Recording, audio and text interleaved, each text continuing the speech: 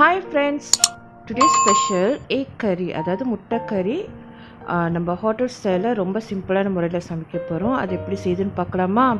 வாங்க வீடியோக்குள்ளே போகலாம். தேவையான பொருட்கள்: ஒரு தக்காளி பழம், 2 உருளைக்கிழங்கு, 3 கத்தரிக்காய் நறுக்கி வச்சுக்கோங்க, 10 முட்டை அவிச்சு வச்சுக்கோங்க, ஒரு பட்டை, ஒரு பூவு, 1 டீஸ்பூன் தாளிப்பு பொருட்கள் தனியாக எடுத்து வச்சுக்கோங்க. அதுக்கப்புறம் ஒரு கறி லீஃப், ஒரு வெங்காயம், 2 ஊசி மிளகாய் எடுத்து வச்சுக்கோங்க, நெத்திலி பொடி 1 கைப்பிடி அளவு,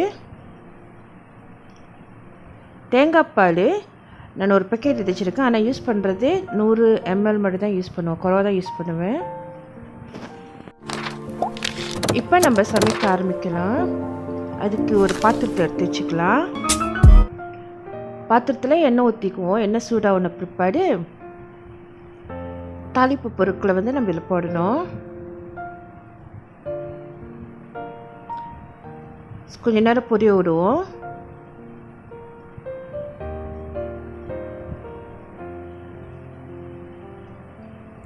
அடுத்தது நம்ம நறுக்கி வச்சிருந்த வெங்காயத்தை போடலாம். வெங்காயம், பச்சை மிளகா, கருவேப்பிலை இது எல்லாத்தையும் போட்டு தாளிப்போம்.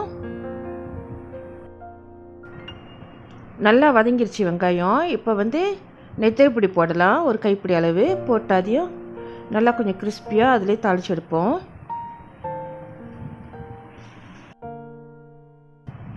Ginger garlic paste 1 tablespoon போட்டுக்கலாம், கிளறி விடலாம்.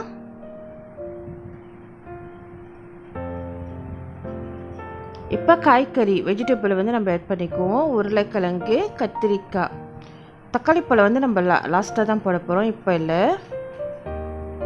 ஸோ முதல்ல இந்த பொருட்களை கொஞ்சம் குக் ஆகட்டும். ஸோ நம்ம எண்ணெயிலே போட்டு கொஞ்சம் நேரம் தாளிப்போம்.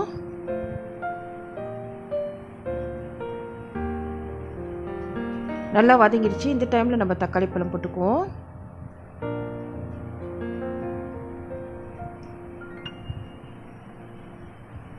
அடுத்தது ஃபிஷ் கறி மசாலா பவுடர் போடணும். நான் 6 டேபிள் ஸ்பூன் போட்டிருக்கேன். போட்டு கொஞ்சம் இதுலேயே வதக்கி விடுவோம், தண்ணி ஊற்றாத.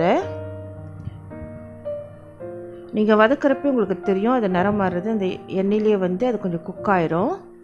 அதுக்கப்புறம் தான் நம்ம லேசாக தண்ணி ஊற்றணும், அடி பிடிக்காமல் இருக்கிறதுக்கு. இந்த டைமில் லேசாக தண்ணி ஊற்றிக்குவோம்.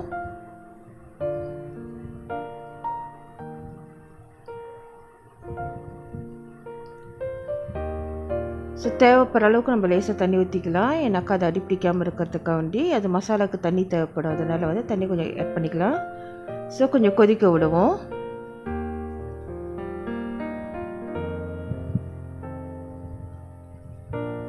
உப்பு தேவையான அளவு போட்டுக்கலாம். இப்போ இது கொஞ்சம் நேரம் கொதிக்க விட்டு அந்த எண்ணெய் பிரேக் பண்ணட்டும்.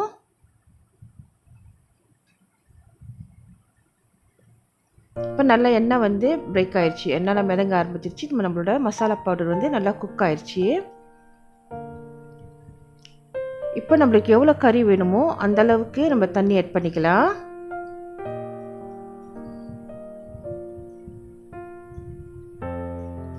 கிளறி விடுவோம். இப்போ கறி நல்லா கொதிச்சிருச்சு. ஸோ மசாலா வந்துருச்சு, எண்ணெயை நல்லா பிரேக் பண்ணி வந்துருச்சு.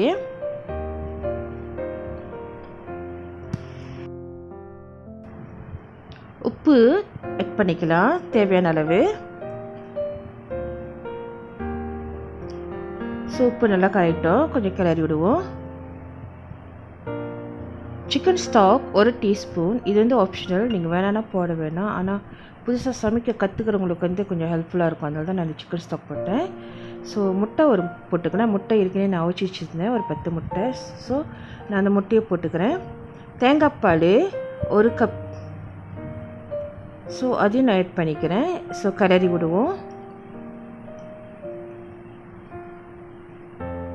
ஸோ நம்ம அழகான நல்ல ஒரு கலரான முட்டை கறி ரெடி ஆயிடுச்சு.